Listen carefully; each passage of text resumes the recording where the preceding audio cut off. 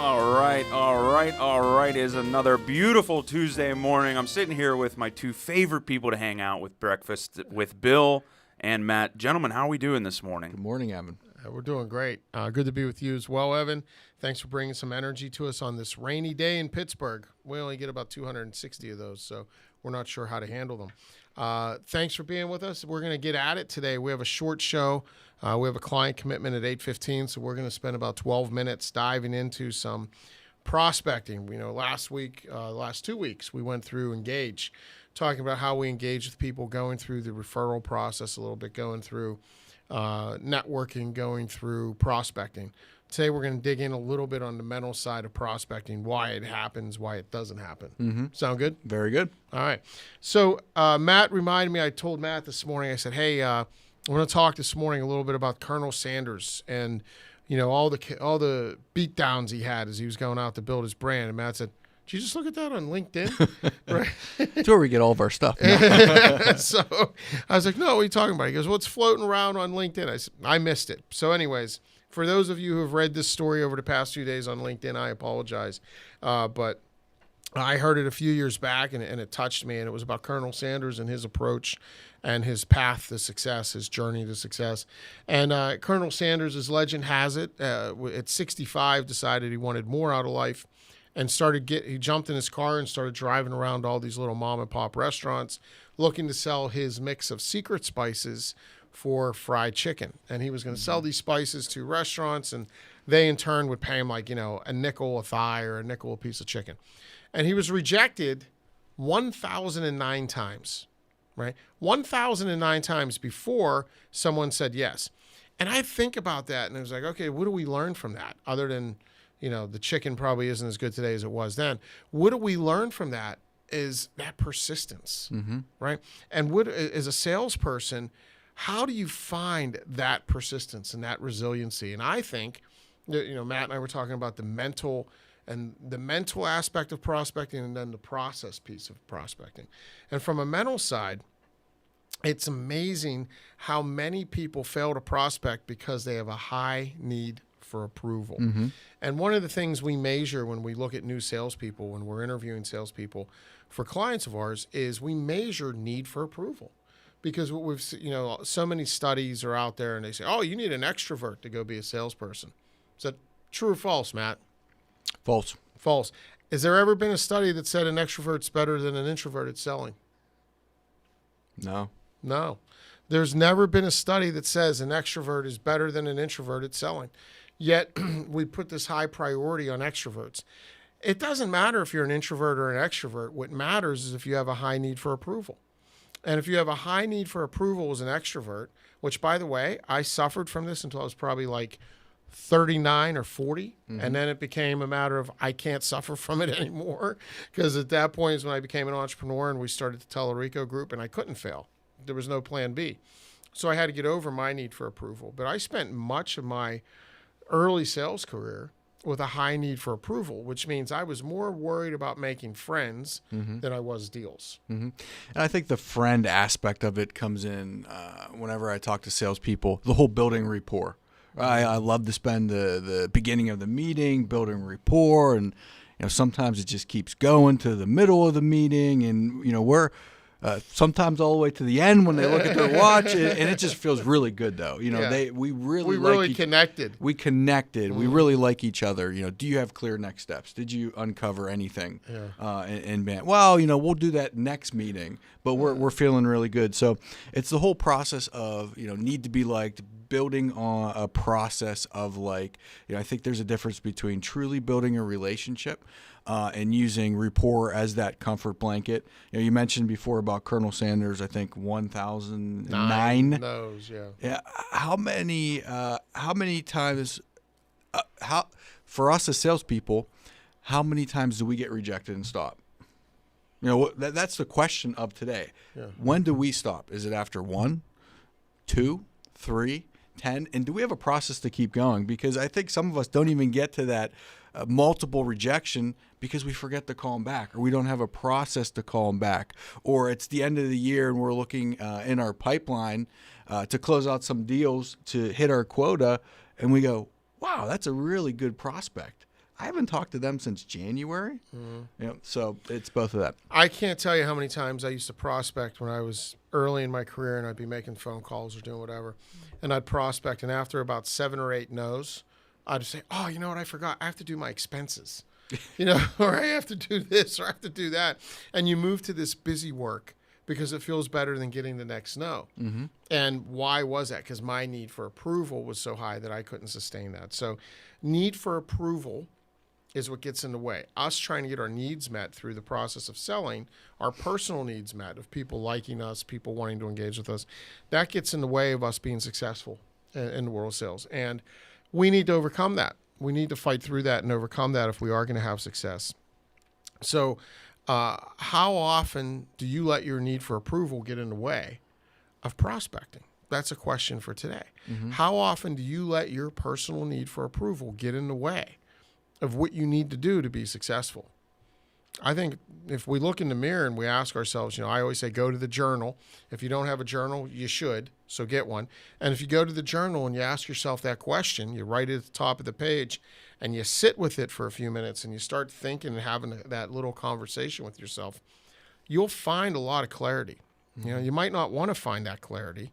Might be better for us to live in the world of the falsehood and the pretend world of, oh yeah, I'm doing all I can. But I think if you write that question in your journal and you face it hard, you're going to find that you're not doing all you can to be successful. And we have to own that, right? We have to own that. Well, I don't even know if some of the people, just individuals, are popping up in my mind as you ask that question. And I don't know if they would answer, yes, we are doing all we can, but it's that continual, no, I'm not. At what point do you change and do something different? Well, I think it's like, the proverbial alcoholic, right? Yeah. You don't get help until you admit you have a problem. Right. So saying that I'm not is the first step. And then I think we start getting clarity on why, what's getting in the way. And if it is that need for approval, if it is, well, I hate rejection. You're not in the wrong profession if you hate rejection. We all hate rejection. The people that say, I love no's, I love grinding, so I get to the no's. Well, there's something broken, right? We're all broken. It manifests in different ways. But not many people wake up and say, I can't wait to dial today and get no's. I want people to be angry with me. I want people to hang up on me. No, not many people like going out and saying, I want to ask people if I can meet with them, and they say no. I don't want to go to my local haunts, the neighborhood bar or the club or wherever it is you spend your time, and ask somebody, hey, can I work with you? Can I meet with you? Can we talk about this? And have people go, I'm good. I got a guy. Not many people want that. But we have to recognize what that stiff arm or that rejection in that moment is. First of all, it's not a no, it's a not now. And the second thing is it's not a personal rejection of you. It's just I'm not ready to talk about that professional service yet or that professional item. So how do you know if you have a high need for approval? Well, lacking an assessment or an evaluation that we provide. How do you know? You have to ask yourself a few questions. Do I only call on no people? Right? Matt and I like to talk about no people and yes people. And there's some people inside the organization. I think this is one of the first things you and I talked about when you came out of, when Matt was launching his sales career 10 years ago. This is like literally one of the first conversations we had.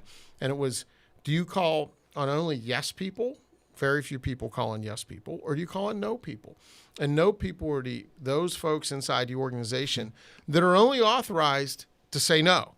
They're only authorized to stop the process right now and say no and not allow you to go any further. Yeah, I think at that point in my career, I didn't want to call any people. That's right. You're like most of us. Or do we call on yes people? And yes people are the people inside the organization that have that authority to drive things forward and to implement solutions and implement what we have. So first question, do I only call on no people, or am I able to go call on yes people? Guess what no people have a lot of that yes people don't? Time. So when you call on no people, they have plenty of time to take your call. They have plenty of time to sit with you. We think of how many people in procurement or, ordering and all those things that are like, yeah, I'll take a meeting. I'll take a call. And they're happy to sit with you, but they don't advance the cycle. And as salespeople, too often we run to those people because they give us comfort in that time and attention, but it's really not productive. So do I only call on no people? Another way to figure out if I have a high need for approval and it's manifesting in my outcomes is, do I find that my current pipeline is littered with deals that have no close date, no firm close or end date, right? So am I working on a lot of things that I can't point to a date on the calendar and say when it's going to close? Well, especially if you don't have a clear next step. That's right. And why don't we get clear next steps? Why don't people ask for clear next steps? Well, oftentimes they're difficult, and I find some of the most difficult situations when we get a verbal, or it's looking good, or we're walking through the process and they're saying, "Oh yeah, we really like you. I'm going to run this by Jim, but Jim goes with everything that I say, and that's how I'm going to do it." Those are the times where we lose the clear next steps. But I'd argue that's when they're the most impactful, powerful, after we've met once or twice, after we've had 2-3 calls where they're not ready to make a decision yet.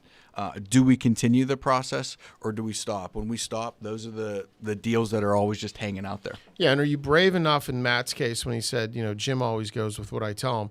In those moments, are you brave enough to say, when was the last time that happened? Tell me about the last time you made a recommendation to Jim and what the result was, right? And do you have that bravery? Honest question, right? Because you think about that is a question that can upset the apple cart. And if I say that to Matt in that case, and I go, tell me about the last time you made a recommendation to Jim and how it played out. And he's like, we find the truth, or you get something real clear about, well, that was 2 weeks ago and we said this. Okay, great. Yep. At least we know where we're at. So are we working with only no people? Do we have a lot of deals in our pipeline that we're afraid to ask those difficult questions on and move them through so there's no firm no set or firm close dates and no clear next steps established? And are we still focused on building rapport with like 94% of our pipeline? Do we have all these deals hanging out there that when I say to you, where are you with this? And how's this moving? You go, oh, going great. They love us. We're still building rapport, right? If we're doing that, we have to be honest with ourselves. We probably have too high of a need for approval, and we're not giving ourselves. One final thing, and I know we have to go. Another one I want to add to that list. If we're constantly doing research on who we're going to reach out to, That's right. or we're constantly tweaking the messaging of how we're going to reach out. Don't get me wrong. It is good to evolve.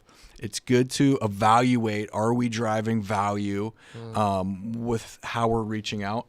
But I find far too many salespeople are researching and preparing to actually make the call. I always talk about what's the best thing that we can do. Matt, what should we do? How about we just do it? Pick up the phone. And then we go from there, and we can evaluate it. So one other I wanted to add to the list. That's a great point. Great point. So often we talk to salespeople, and some folks that we've worked with over the years, none of you watching at home, I'm sure, but some folks we've worked with over the years have done so much research they could write 6 books, right? Because all they do is research.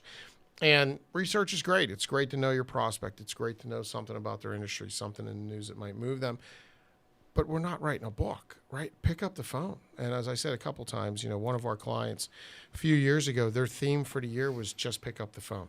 Instead of relying on emails and everything else, it was like, why don't we just pick up the phone and say hello to somebody and see where that goes? Yeah, there's very little information we can't gain by asking them. Right. All right. Hey, we said we had to be brief today because we have to get to something at 8:15. We have a client commitment at 8:15.